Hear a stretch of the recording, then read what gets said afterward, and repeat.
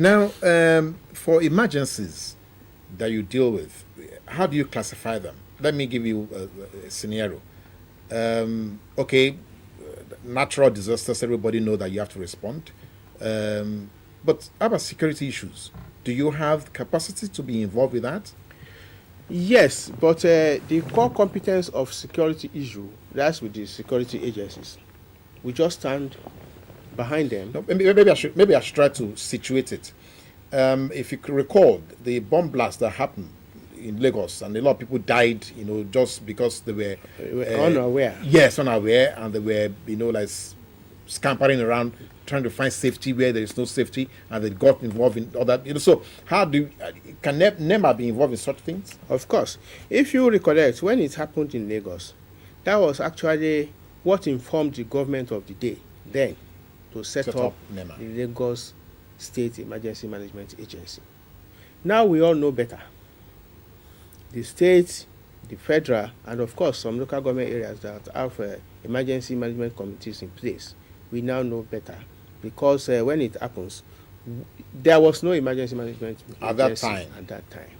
And so people just scampered, and in the rush to escape danger, they fell into the canal, and the things swallowed everybody. Yes. So it's a thing of the past. I cannot see such happening again in Nigeria.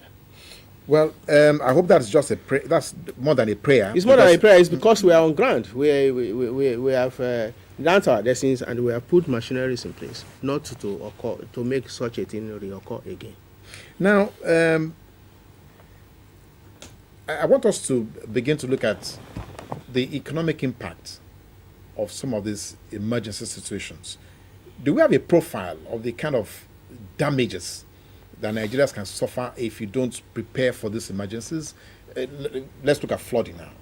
Yes, the economic impact is staggering indeed, and sometimes you cannot quantify the amount of monumental losses that you incur when disasters happen. And that is why we are stressing on disaster prevention, disaster mitigation, awareness, sensitization of the people. If you are aware, you see, as far as government is concerned, if you prepare, you dredge the drainages, the canals, and you make for free flow of water. To start with. And you committed, say, about 120 million at the beginning of the rainy season. To doing that.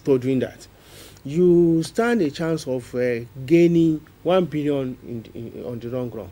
Because when these disasters come calling, things would have gone haywire, you would have lost so much property, lives may be lost. And then for you now need to redeploy certain budgetary allocations into other key sectors of the economy to address the emergency. You can see it's a double loss, because you are addressing emergency and you are depriving money from you are prepared for other things, deployed to other things, say education or health, because you cannot wait and look at that and you say you don't have a budgetary provision. So you just have to address the issue as they occur. So why not prevent them from occurring in the first instance? Okay, now it is good that you are saying, part of your own campaign is, preparedness. Preparedness. Now, do you do this in conjunction with other agencies like NIMET, like other emergency control? Of course, one of these days, and pretty soon, probably next week or in a fortnight's time, I will invite you personally to witness the kind of sensitization stakeholders conference that NEMA do organize. What we are saying is that when you come there, you see all sectors of stakeholders, NEMA, State Emergency Management Agencies, you talk of the police, you talk of road safety, you talk of people from the Ministry of Environment, you talk of military officers and the like, that we brainstorm together and cross-fertilize idea, such that when we need to respond, we are put in a situation of prompt response and effective evacuation of people.